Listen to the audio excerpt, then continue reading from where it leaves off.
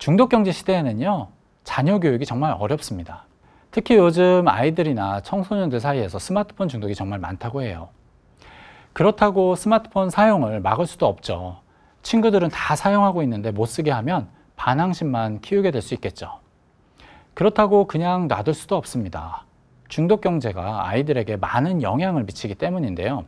중독경제 시대에는 아이들이 잘 기다리지 못하게 됩니다. 사람의 삶에서는요, 오랜 기다림이나 오랜 노력 끝에 아주 큰 보상이 오는 경우가 많아요.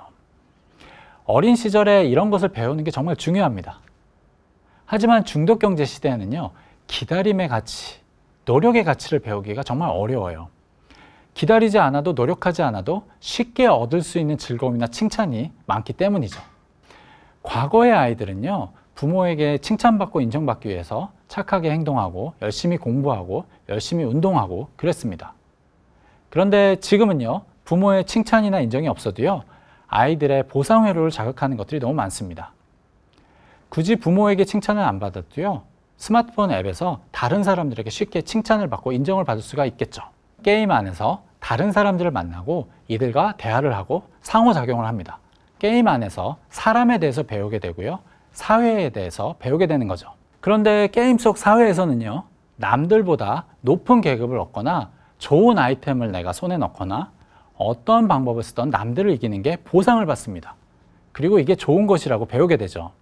게임 속 사회에서 세상에 대해서 배우고 세상에서 살아가는 법을 배우게 되면요, 현실 세계에서도 게임에서 배운 대로 살아가기가 쉽겠죠. 그렇다고 디지털 기기의 사용을 막을 수는 없습니다. 막을 수도 없고 막을 필요도 없어요. 대신 이 두 가지만 확실하게 해주시면 됩니다. 우선 아이들이 기다림의 가치, 노력의 가치를 배울 수 있게 해주셔야 돼요. 그러기 위해서는요, 아이들이 오랜 시간 기다렸거나 노력했을 때 큰 보상을 받는 경험을 할 수 있게 해줘야 됩니다.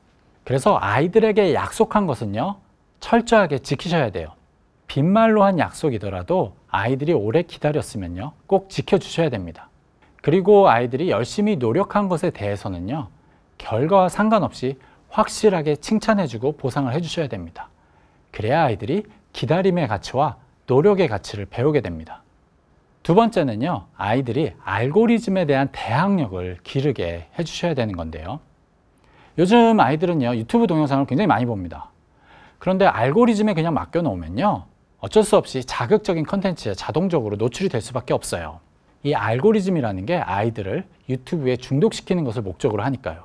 그렇다고 유튜브를 못 보게 하는 것도 방법은 아니겠죠. 다들 보고 있으니까요. 그리고 사실 유튜브 안에는요, 아이들에게 유익하고 좋은 콘텐츠도 아주 많습니다. 그래서 중요한 것이요, 아이들이 알고리즘에 따라서 시청하는 게 아니라 자기 스스로 좋은 콘텐츠를 선택할 수 있는 그런 능력을 기르게 해주는 거예요. 어떤 콘텐츠를 보는 게 좋은 건지를 판단할 수 있는 기준을 가지게 되면요, 유튜브는요, 사실 아이들에게 큰 도움이 될 수도 있어요.